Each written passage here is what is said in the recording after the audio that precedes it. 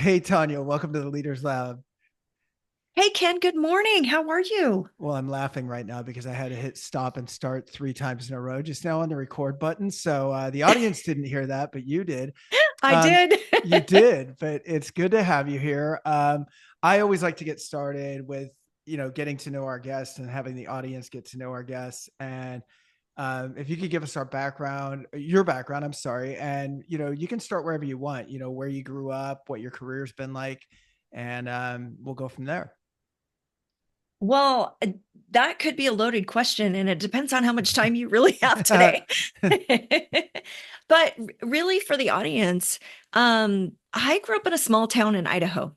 And when I was a little girl, I remember riding the bus on the way to school and seeing the population sign, and it was 1,492. And it stuck in my head because that's when Columbus sailed the ocean blue, right? There you go. So, so small town girl, very humble beginnings, couple of parents, a brother, a dog, right? That kind of thing.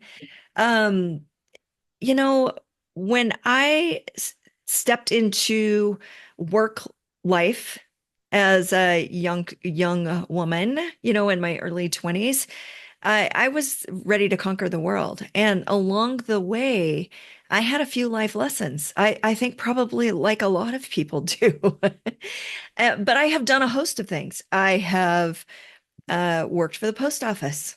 I had a cleaning business at one point. I was a real estate agent for over a decade. Just reactivated my license a few weeks ago. And I've also been inside corporate. And through all of that, what I learned is because I'm really insanely curious, it really is a good starting point for me, and has been a great starting point for me as a coach. And I really just want to know what makes people tick. That's what drives me in everything that I do. So I've had a peppered past. Sure. I've done a lot of things. I feel like a lot of coaches, self-development people, that kind of thing, including myself. I've Mhm. done a lot of one-on-one coaching. In fact, I just left a call right before this one where I coach a group of recruiting agency owners. And um, I know that my desire to coach came from a desire to improve myself. Mhm. I about a decade ago, I found myself leaving corporate, having the big corporate career. Everything looked good on paper, but I wasn't really fulfilled. And now I was running my small little recruitment business, and I was like, I I thought I was supposed to feel a whole lot better when I crossed this like self-imposed finish line, so to speak. And I didn't. And so I started doing a lot of self-discovery. Did coaching come to you that way, or how did it come to you? Did it come, was it a evolution, I guess, of personal development, or how did you get into it? I found myself in leadership positions many times in my career. I tend to put myself in those spaces, right? Oh, I can do it. I got it. Let's go, Sure. right? Um, and what I learned about myself is that even though I was leading, I didn't have all the skills I needed. I and just like you, when I got to a certain point, I thought, gosh, is this all there is? What? There's Right. got to be more. There's got to be more. Right. Somebody's kidding me, right? We didn't just work this hard to get here. And what I found is that I really needed to start developing myself. Because what I was looking for is I was looking for outside validation. I was looking for someone to give me the next promotion, the next raise, the atta girl kind of thing. And what I started recognizing is no one was coming. Right. No one was going to do that. And so, in order for me to step into that, I really started that self development space. And once I started the self development and the people around me and the people that I was actually leading started noticing some changes in me. And they were like, hey, so how'd you get there? How'd you do that? Can you help me? And that's really how it started. Can you help me? Right. And so I found myself, yes, helping others, not only in just development, team development inside of businesses, but But friends started coming to me and saying, "Hey, can you help me XYZ with my business or reach this milestone? I think I'm kind of stuck." And that's really how it got started. What? And corporate, when I decided I wanted to do more of that, corporate decided that it was probably time for me to step out. Oh, And really? that, yeah, that's how it was, Why? is when I said, "Hey, this really lights me up." Um, they were like, "That's great. We love that for you. You Good should go do job. that. Go do that." Right? We're here to cheer you on. And that's not the vision I had in my mind. I thought I Right. was gonna have a little side gig, right? And do this thing. And I'm gonna be honest with you. I don't know that had the courage to step out Right. when I was kind of pushed out. I, Right. I wouldn't have been able to do it on my own quite then, right? And I didn't think I was ready, air quotes. Right. How about you? What happened for you? How did you get from corporate to coaching? I think very much the same way. I think it's I went from definitely getting into the personal development space without an intention of, oh, I'm going to go do this so I can then like serve or coach. And I didn't go into it with that mindset. I went into it with, why don't I feel better about life, better about myself? There's a lot of things to be grateful for. Intellectually, I knew that. And it somehow just wasn't resonating. You know what I mean? And so but the more you get into it, the more you're learning. The more you're learning, sounds like you said, you were in leadership, had been in leadership, had gravitated towards leadership all the time. That's been my background as well. So if all of a sudden, if you're always gravitating towards leadership and that hasn't changed, and you have this skill set of, oh, gee, look what Tanya did or look what Ken did, all of a sudden people are going to be naturally going, hey, what's going on with you? Things seem really good. Can Hmm. I get your advice in this area? And so it just kind of developed. And then once you figure like, hey, it took me a long time to figure something out that I might be able to explain someone in a few minutes. I'm not saying they're going to get it right away, but why not share that? Right. And so it became kind of a natural evolution, I think, in the same way that it did for you. Hmm. Yeah, and I learn more from my clientele every single day Sure.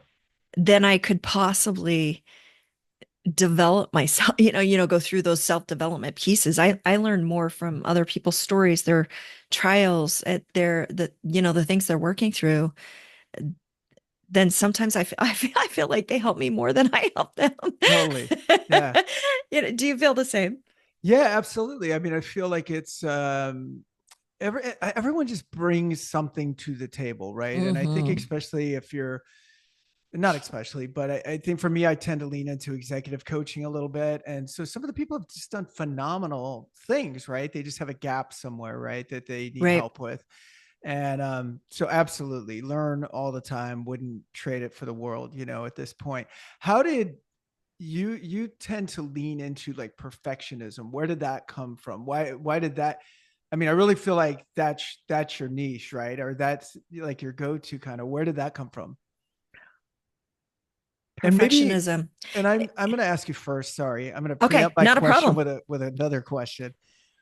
What to you, and it doesn't have to be Webster's or anything, but a rough idea of what is the definition in your mind of perfectionism, or what are some of the key tendencies of someone who you would consider being kind of a perfectionist? Well, how it shows up for me, or the definition that's wrapped up inside of it, is perfectionism for me is wrapped up really tightly inside of people pleasing. Mm-hmm.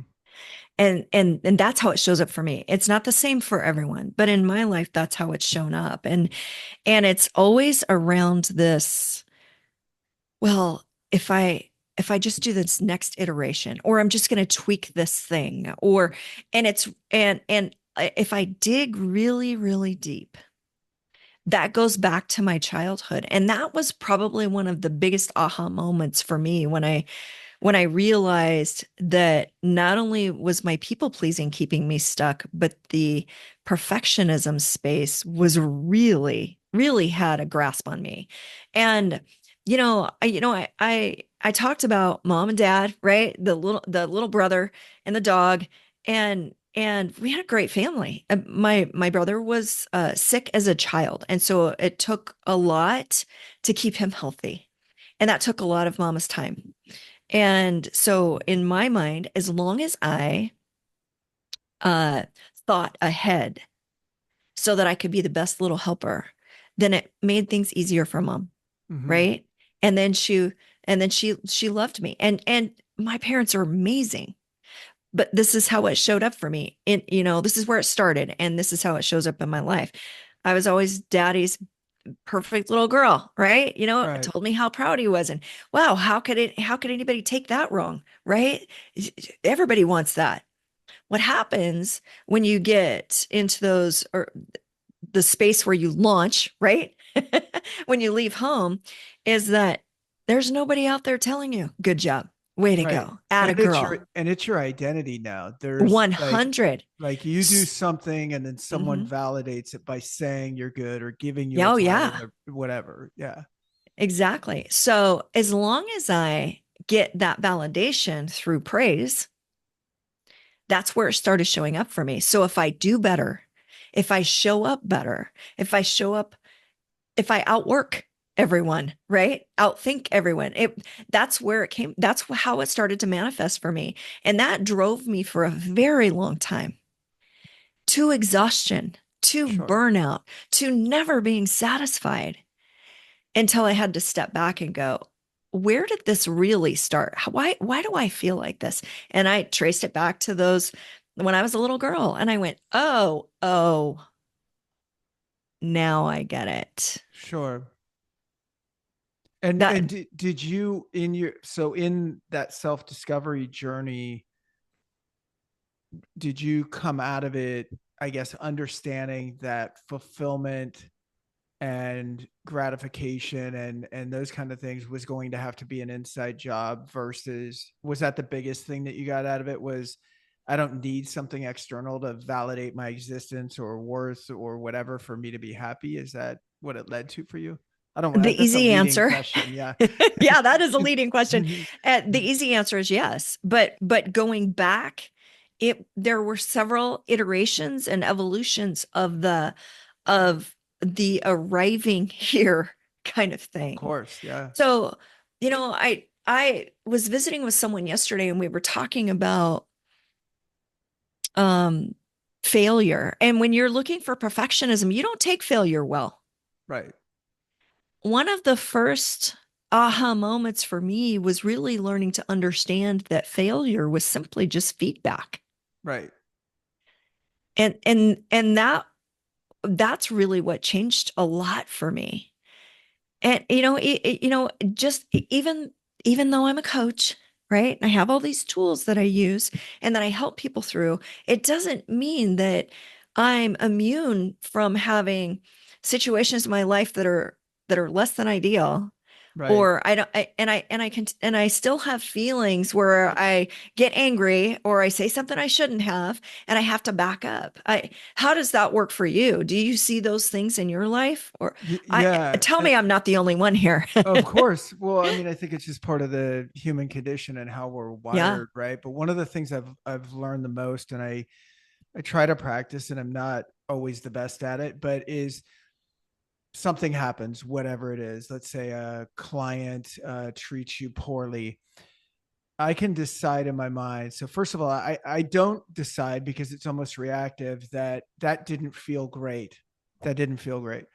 What Hmm. I do get to decide is do I want that situation to be first of all I can ask what does this really mean. Maybe they were just having a bad day. Maybe it doesn't mean Hmm. I'm worthless. Maybe it doesn't mean they're going to leave. Maybe it doesn't mean whatever.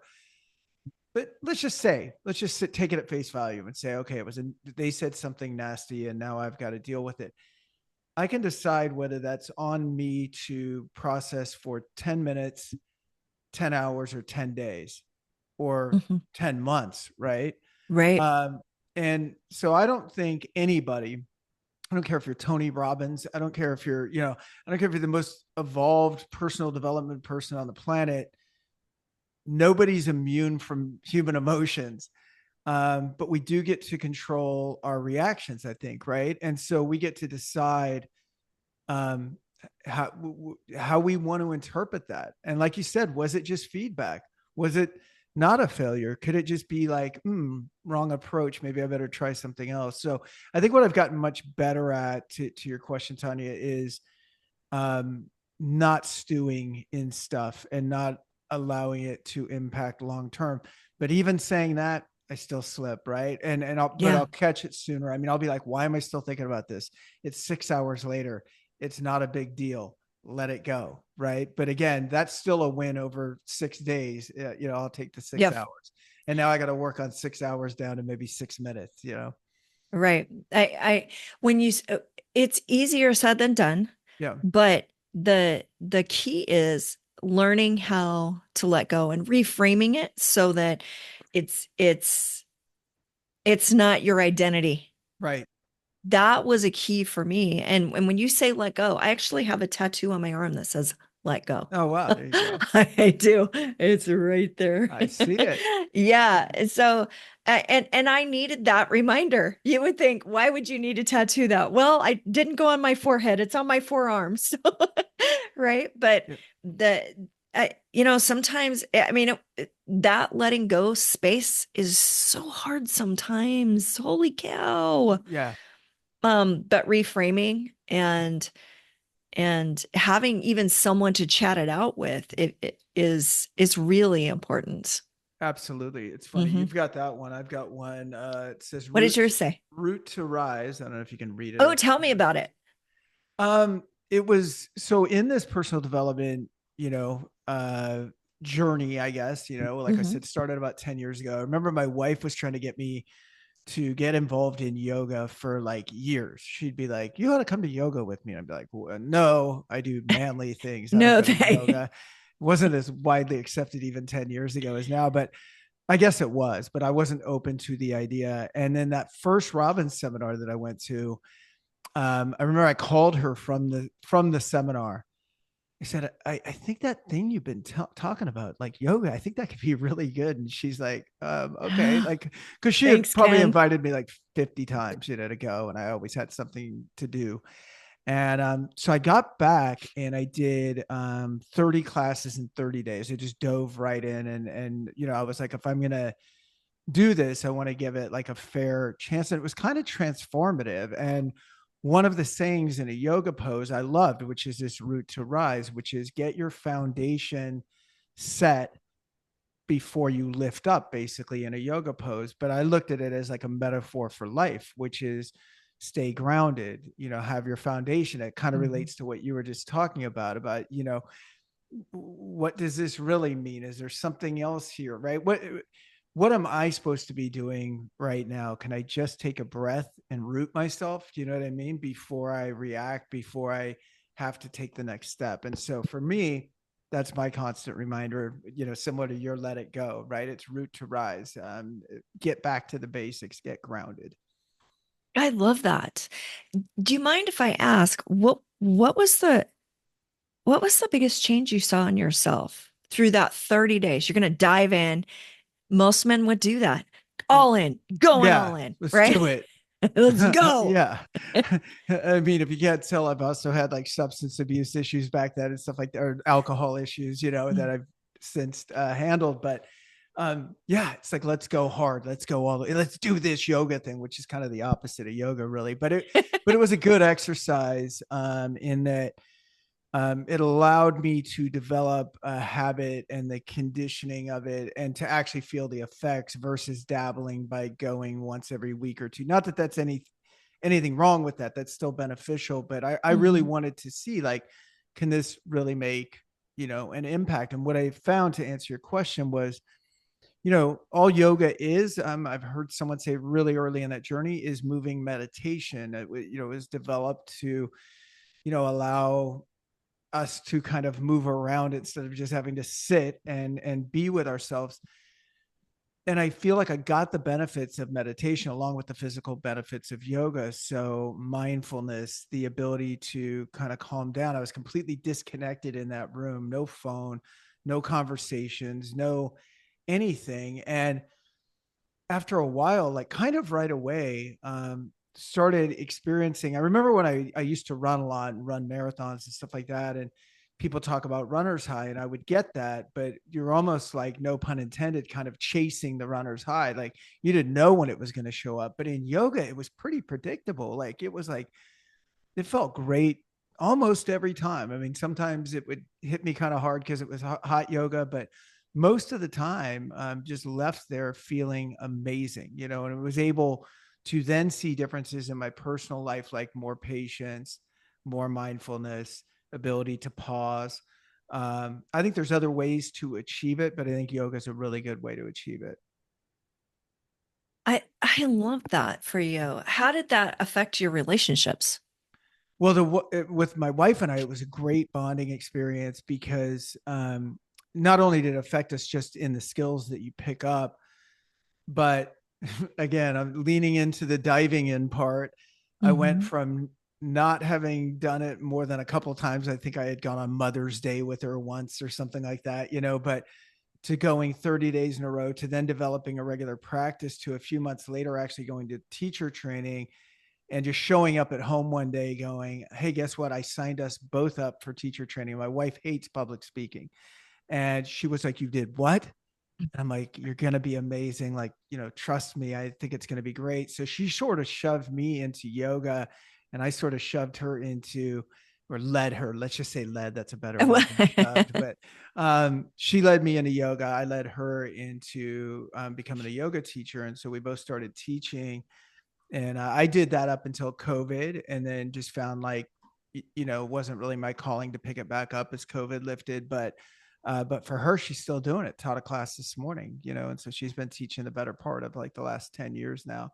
But in my other relationships, just going back to what we were talking about, is very much like we were talking about with mindfulness. Can I take a breath here? I mean, I think that practice, um, without having to do something written or go through a class or something like that, you know, teaches you, I think, mindfulness, teaches you just naturally the pause, the breath work, the, you know what I mean? And that Mm-hmm. translates into, for me, being more patient, more thoughtful.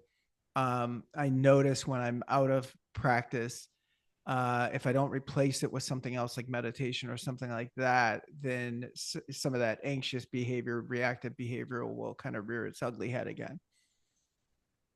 I love that. I love that journey for you. And what a beautiful uh way to pull just something different into your relationship.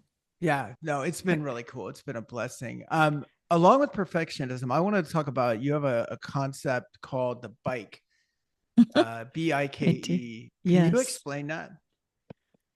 Well, for people who can't see what's going on for us on the screen, there is a bike on the wall behind me. And that is a reminder for me that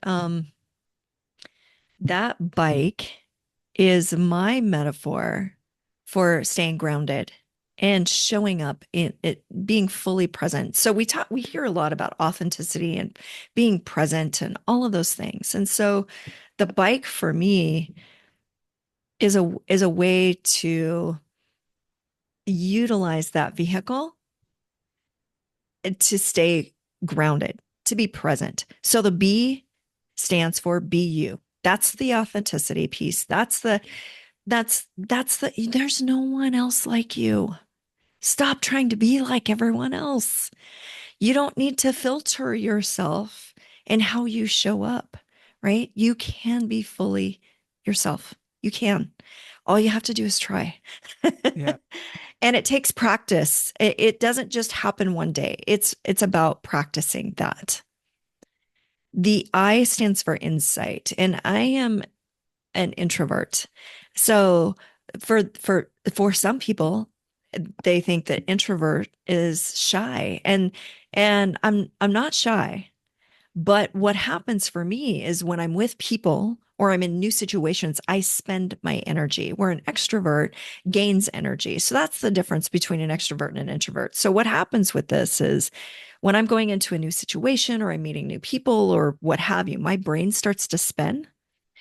What if they don't like me? What if I say something stupid? Oh my gosh, what if we don't connect? What if, right? That whole spin cycle. And the way to stop that is to get really curious. What insight can I learn here? What can I learn about you, Ken? What can I learn about me during our conversation? What will I learn about your world that I didn't know before that will bring new ideas or inspiration to me? That's insight. So you've got be you, right? Wholly, unfiltered, unapologetic, and insight. Look for that insight. The K stands for kindness. And I'm not talking about politeness or niceties or manners. I'm talking about genuine kindness that comes from your soul, right? When you hold a door for someone that you don't know and there's that little smile between you, that connection, that moment. That's those are kind moments. And Emory University did a study on kindness. And your brain's pleasure and reward center lights up as if you're the receiver and not the giver when you share kindness with another. Sure. That's pretty cool, Yeah. right? You get a dopamine hit, just for being kind. Well, I love the example you gave because how hard is it? Like you're walking in a place and you just hold the door You open just for an hold the door extra and you go, five, hey, 10 hi. seconds. Yeah. But it does mean a lot because people don't do it very often. So you're like, oh, that Yeah. was so nice. Thank you. And I think that making eye contact is really something that it's an art that we've lost. You wouldn't think that it's an art, but when you look around, people won't hold a gaze with you. Right. I'm not talking about a creepy gaze, so let's not go there. But okay, so we've gone be you, look for Be insight, you, insight, kindness, kindness. and then the E stands for engage.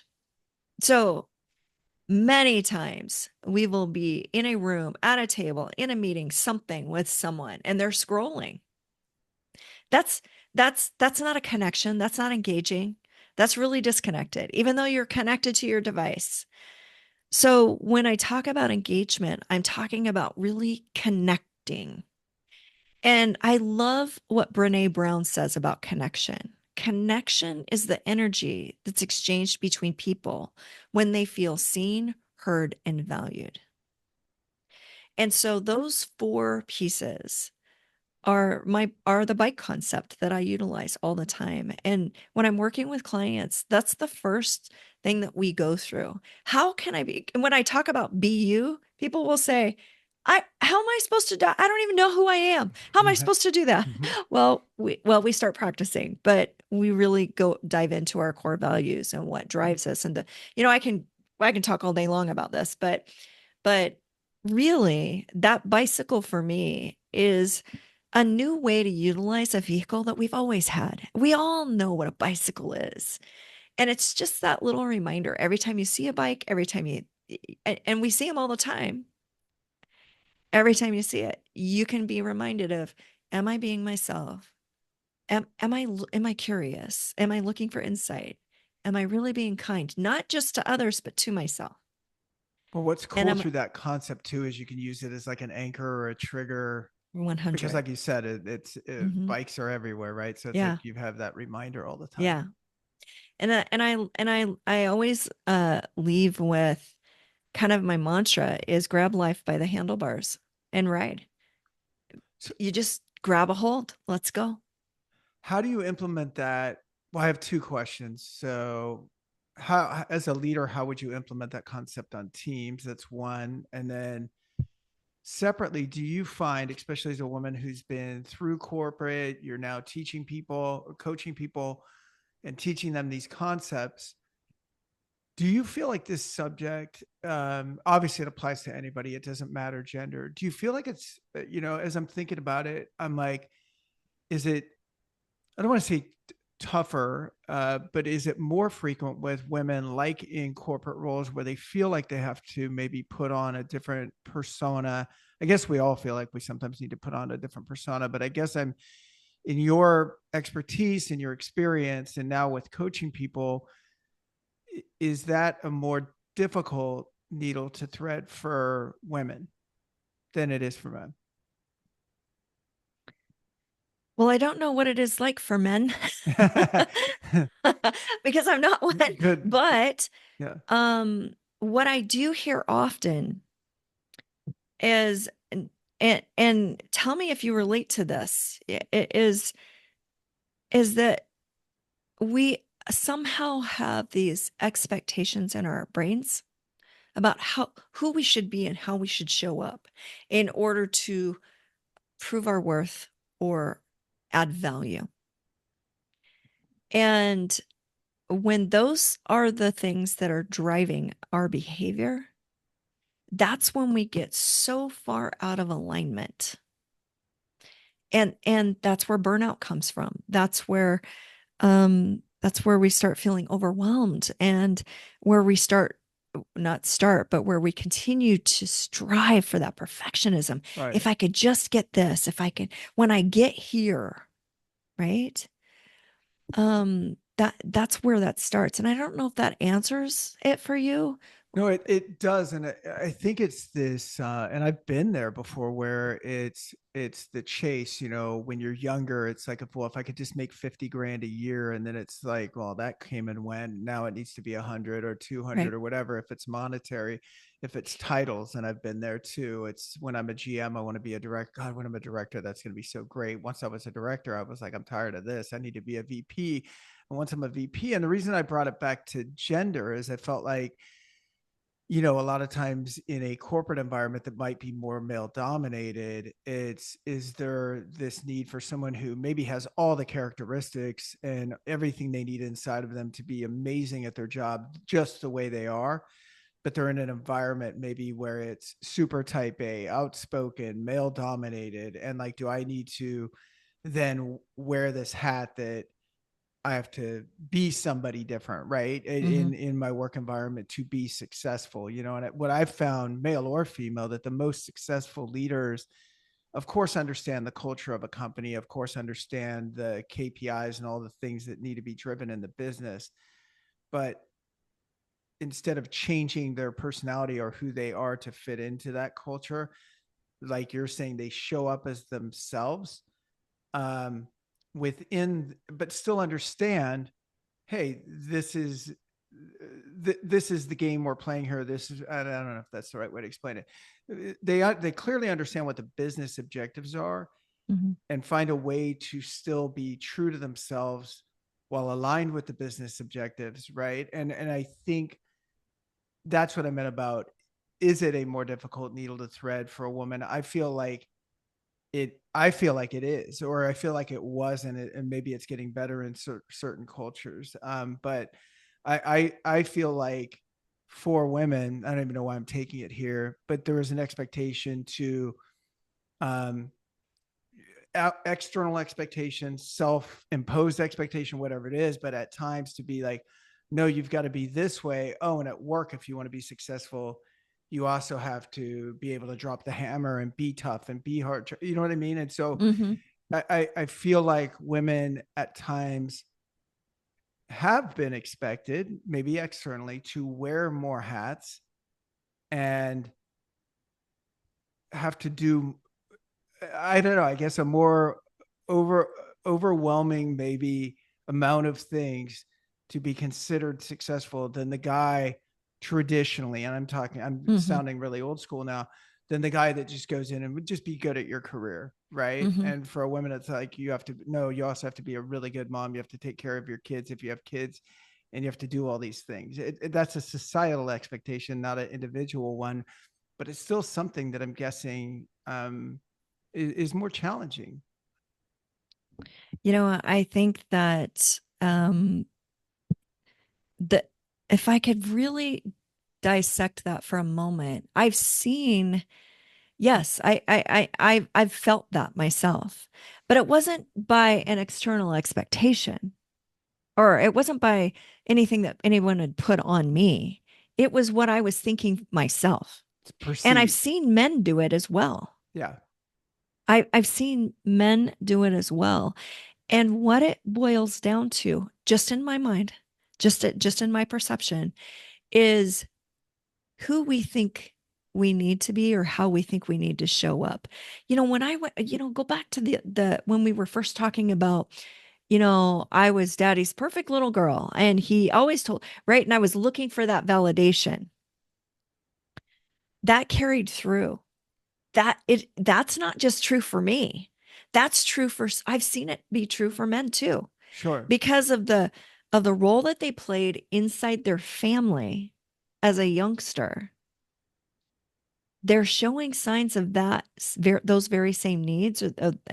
Eh, I can't. The words aren't coming out now, but I'm seeing the very same thing with men sometimes in the role Sure. that they're playing. Sure. You It's can like we're see that always trying to sun coming fill. through. Oh, it's all good. We're always trying to, yeah, live up to whatever that was until we become aware of it. Hmm. And then And we then at we can least do get to make a something about it. decision, yeah, to do something Yes. about it. But what I've noticed, at least for myself, is under times of duress or increased stress, I sometimes go back there. You know what I Hmm. mean? Like, That's it. They're triggers. Those are your yeah, triggers. yeah. Yes. Ah, that's amazing. It is so interesting. So, how do people start working with you when they do? Do they just contact you directly? Is most of your coaching like one on one? Do you do group Hmm. stuff? Like, what does that look like for you? I have seen great success in the one-on-one space. And I when I coach people, I work with them for a 90-day period. And we go further if we need to, but and some do, right? Some go, "Oh wait, I'm not ready to let go of you," right? Yeah, Right? I want to have that accountability partner. And so and the reason I chose 90 days is because the first 30 days there's so much awareness happening. And it's usually quite emotional for men and women. And you don't get away with not having emotion during this because we're really uncovering some stuff, and sure. and we need to, eh, because it you become better. So that's 30 to 60 day space. Wow, you're really cruising, right? You're putting the tools to work. You're seeing change. People are noticing. And right about that 60 days, those old patterns start to show up. And it's perfect timing for those old patterns to show up because they hit you upside the head, and you go, wait, I thought I was past this. Not quite. Let's make sure we've got it put together, right? Let's make sure we're really utilizing those tools. And that way, when we move through it, when those things come up for you again, you're really putting them to bed. You're not just, oh, I thought I was past all of it. You're here in the space having someone hold your hand while you're getting hit with it again, Right. right? And now you really practice those tools. Now you have this knowing, this innate knowing that the tools that you're utilizing are going to be with you for life, and you can handle what's coming up. I actually like that the way that you're doing it is for a prescribed period of time. I think a lot of Mhm. coaches, it's almost like psychiatry. I mean, I know they're two completely different things, Mhm. but hey, let's just show up and see how it goes, right? Which I don't really love. I'd rather like there's a start, there's an end, there's a Yes. result, hopefully. Mhm. So I like that you've geared it that way. That's amazing. Mhm. Anything else that you want to share with us before we wrap up?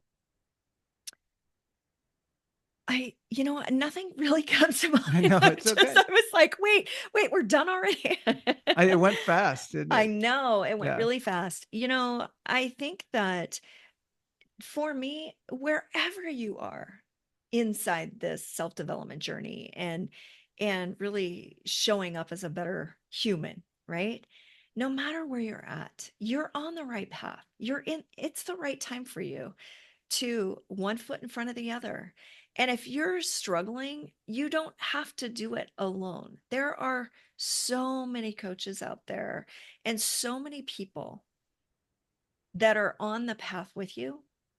And if you're not doing this alone, right? Right. Ask for help, talk to people, connect with them, use your bike, grab life by the handlebars, Sure. and continue forward. It's the journey is amazing on this side. Yeah, that's amazing. Thank you, and thanks for sharing your experience. And how you got to where you are. It's been great talking to you. Like I said, the time flew by. So, and hopefully our paths will cross again soon. Thank you, Ken. I appreciate it. Thank you.